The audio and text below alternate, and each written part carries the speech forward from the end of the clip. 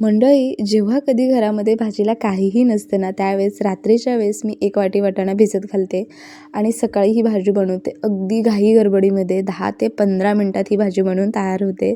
त्यासाठी इथं मिक्सरच्या भांड्यामध्ये ना थोडासा ओला नारळ घेतला आहे. त्याऐवजी तुम्ही सुकं खोबरं जरी घेतलं ना तरीसुद्धा चालणार आहे. त्यानंतर अर्धा इंच आलं घेतले, काही लसणाच्या पाकळ्या घेतलेल्या आहेत आणि मुठभर कोथिंबीर घेतलेली आहे.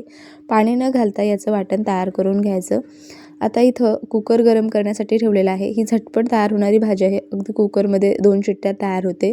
1.5 चमचा तेल घातलं, त्यामध्ये अर्धा चमचा मोहरी, जिरं, कढीपत्त्याची पानं, त्यानंतर 2 तमालपत्र आणि 1 दालचिनीचा तुकडा घातलेला आहे. बारीक चिरलेला कांदा यामध्ये घालायचा. मध्यम आकाराचा बारीक चिरलेला कांदा यामध्ये घातलेला आहे. थोडीशी कोथिंबीरसुद्धा घातलेली आहे. 2 मध्यम आकाराची बटाट्याची साल काढून पाण्यामध्ये मी ठेवलेला आहे. आता हे व्यवस्थित असं परतून घ्यायचं आहे. कांदा हलकासा मऊ करून घ्यायचा आहे. खूप असा डार्क वगैरे असा परतायचा नाही. त्यानंतर तयार केलेलं वाटण घालायचं आहे. हे वाटण तयार करत असताना यामध्ये मी अजिबात पाणी वगैरे घातलं नव्हतं. आता हे वाटण व्यवस्थित असं परतून घ्यायचं आहे.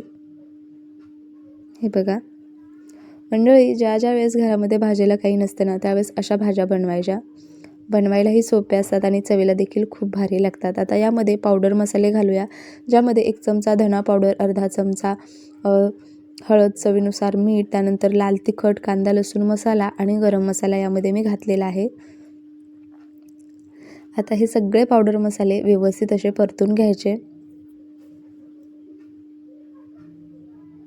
हे बघा, ही भाजी भातासोबत, चपाती भाकरीसोबत खूप भारी लागते. अगदी पाहुणे-रावळे जरी घरी आले ना, त्यावेळेससुद्धा तुम्ही ही भाजी बनवू शकता. आता यामध्ये मी थोडंसं पाणी घातलं आणि झाकण ठेवून आहे ना, आपल्याला हे व्यवस्थित असं परतून घ्यायचं आहे. हे बघा, मसाले, भाजी कोणतीही असू द्या, मसाले जर आपण व्यवस्थित परतून घेतले ना, तर भाजीची चव खूप भारी येते. त्यामुळे मसाले नेहमी व्यवस्थित असे परतून घ्यायचे. मी पुन्हा झाकण ठेवून याला परतून घेतलं आणि त्यानंतर यामध्ये 1 मध्यम आकाराचा टोमॅटो बारीक चिरून घातलेला आहे. तो देखील व्यवस्थित असा मिक्स करून घ्यायचा.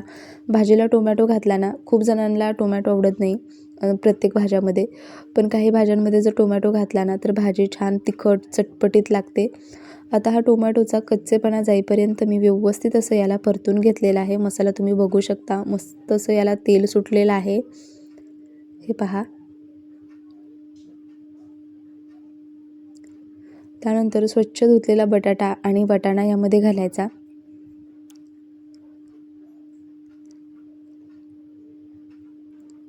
ही भाजी पुरीसोबत सुद्धा खूप भारी लागते. आता वाटाणा बटाटा मसाल्यासोबत व्यवस्थित असं मिक्स करून घ्यायचं.